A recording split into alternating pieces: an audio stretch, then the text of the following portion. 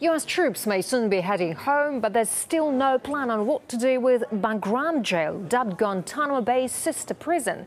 The facility saw its heyday in the early stages of the war on terror, gaining a reputation of torture and abuse.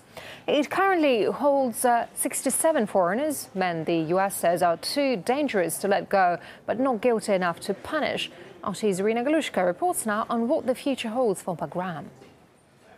Some call the Bagram prison a second Guantanamo, although in reality it was established just before the detention center in Cuba and at one point housed twice as many inmates at the height of the U.S. war in Afghanistan.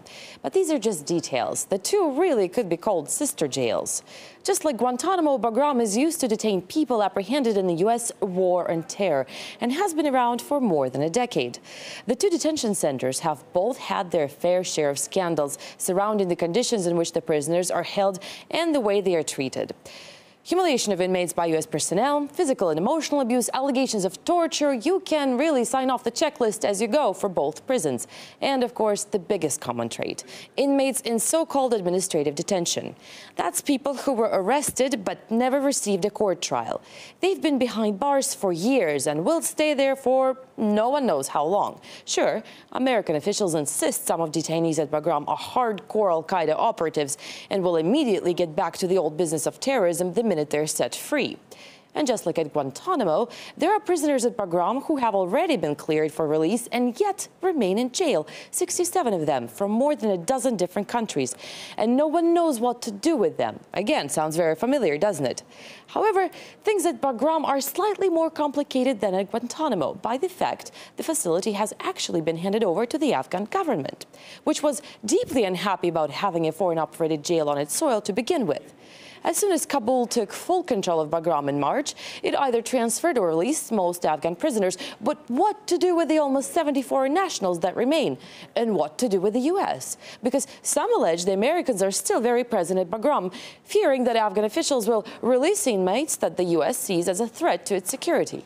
And Afghan officials strongly dislike having these foreign detainees in their custody.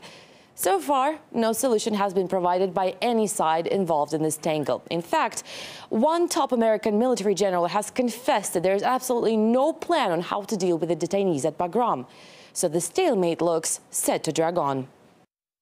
Between Bagram and Guantanamo Bay, Moazzam Begg spent 3 years being churned through America's terror program. He told us of what he saw, including allegations of people literally being beaten to death.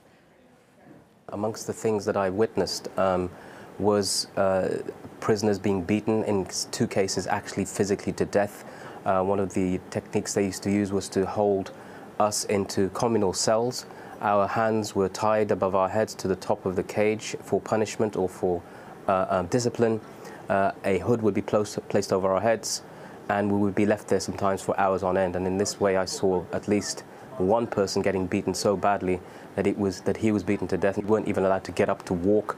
We weren't even allowed to pray in congregation. If we didn't comply with the orders, we'd simply be taken to the front of the cell or to the isolation cells, and there we would be physically tortured. And I was, during one interrogation, I remember very clearly, being interrogated by the CIA with my hands tied behind my back to my legs.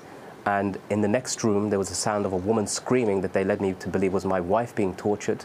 And at the same time, they were waving pictures of my children in front of me, asking me, what do you think has happened to them? Where do you think they are right now? Suggesting that they were also in custody. And this is the sort of place Bagram was. It was a terrible place, and it was a place where I believe quite categorically that murder took place at the hands of US soldiers. For my part, it was worse than Guantanamo. In fact, by the time I'd finished being a prisoner in Bagram for almost 11 months, I was actually looking forward to going to Guantanamo. And author and journalist Yvonne Ridley visited Afghanistan in the early stages of the war and was captured and held hostage by the Taliban.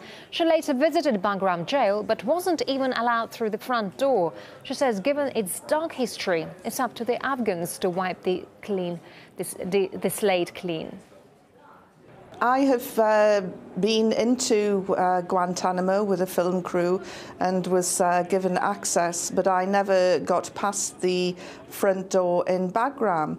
Bagram, there is still a mystery. We still don't know exactly what has happened. We know that there have been atrocities carried out, human rights abuses carried out by the Americans. The Afghan leadership should do a lot of things, but its strings are being pulled by Washington, which is why only now and again you will hear aggressive sound bites about American interference. But really, President Karzai should now be using his muscle and demanding to take over the whole running of Bagram and let the Afghan authorities deal with what is actually happening in Bagram.